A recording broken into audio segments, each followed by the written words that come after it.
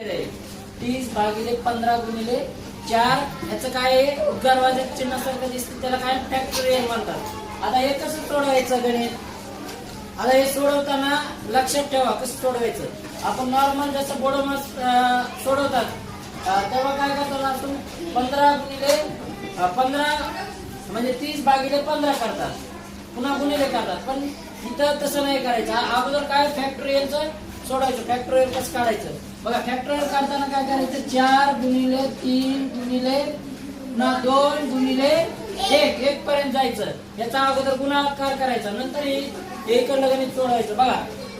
4 त्रिका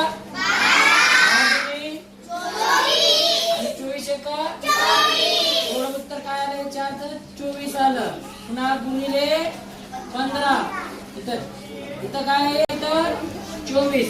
आता करा 24 दोन्ही 48, फायनल आन्सर किती आलं 48। आता एक तुम्हाला दिलेलं आहे इथं 15 भागिले 3 गुणिले 5 फॅक्टोरियल हा हे